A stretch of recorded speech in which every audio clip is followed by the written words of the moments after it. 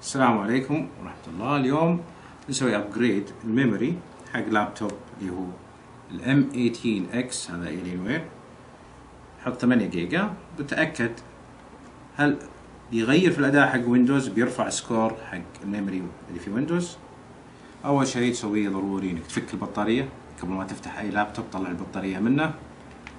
بعدين نبدأ عاد نشوف في الكتالوج اللي جاي مع اللابتوب نفسه كيف طريقة فك المسامير اللي فيه، عشان ممكن تغير هارد درايف او تغير ميموري.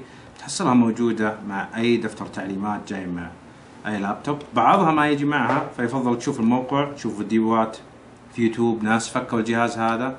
اليوم بفك الام 18 اكس الينوير. اول شيء بلاحظه هي الاربع مسامير اللي هنا، هي اللي لازم نفكها. نبدأ عاد نفك. طبعا الفيديو بنسرعه شوي.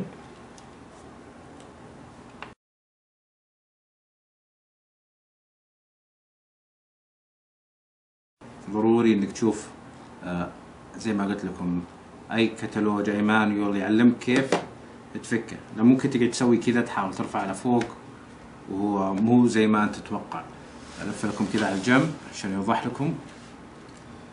هو مفروض انه ندفه كذا، كل القطعة هذه تتحرك، بعدين نرفع ويطلع معنا كل الغطاء. طبعا قبل ما تشتغلون على اي جهاز زي كذا يفضل انك تلمس قطعة حديد كذا كبيرة، لو في يعني جسمك شحنات ما تفرغها في اي قطعة من القطع اللي في الجهاز هذا. الفكة مو بصعب صراحة، بسيط، ابسط مما توقعت. موجود هذا فيه 2 SSDs في هالمنطقة، ممكن واحد يغيرها مثل ما حب، يركب حجم اكبر، يركب هارد ديسك عادي. والميموري عندنا هنا 2 حبتين ميموري. الان بنفك القطعة هذه الميموري، لان الفيديو هو عن ابجريد الميموري في اللابتوب هذا. في حديدتين زي ما شفتوا، حركتها شوي. اسحب الميموري.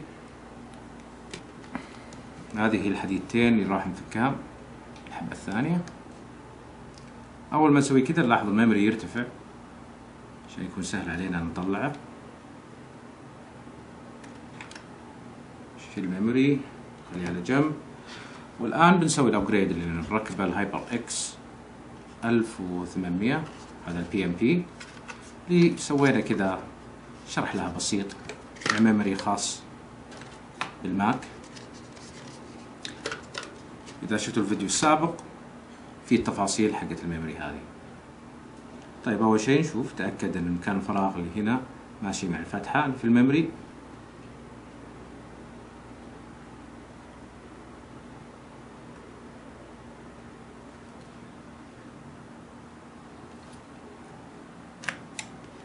نتأكد ان في زي الكليب كذا صغير خش في الفتحة اللي تكون في الميموري اللي على الطرف، اللي هي موجودة عندنا هنا.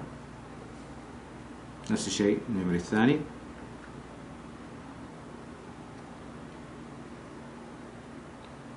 بعدين ننزله. خلاص كذا سوينا ابجريد للميموري حق اللابتوب. بنشوف الان بشغل الجهاز، بنشوف اذا البي ام بي هذا على طول بيشتغل 1800 في البايوس من غير اي تغيير للاعدادات. الحين بعد ما دخلنا على المنيو حق البايوس، ضغطنا في 12 او في 11 حسب البايوس حق الجهاز اللي عندك. بيختلف من لابتوب للابتوب عشان تشوف اعدادات الميموري. طبعا عارف ان عادة يحطونها في مكان اسمه الاوفر كلوكينج فيتشر، يعني مكان حق رفع السرعة الاشياء زي كذا. نلقى هنا على طول، ننزل تحت ميموري فريكونسي بالضبط زي ما هو مسجل من نفسه، حطها 1800. هو في الاساس كان جاي الاوفر كلوكينج اللي هنا فيتشر جاي ديسيبل، كان زي كذا ما هو مبين. رحت حطيت انيبل عشان اقدر اشوف. باقي اللابتوبات يمكن ما فيها الميزات هذه، يمكن ما توريك بعد السرعة، بس زي ما قلت لكم البي ام بي من نفسه على طول حط السرعة اللي إننا نبغاها 1800. الآن زي ما إننا شايفين ثاني واحد هو حق الميموري. بنسوي رن للتست، وركزوا على هذا الرقم اللي هو 7.6.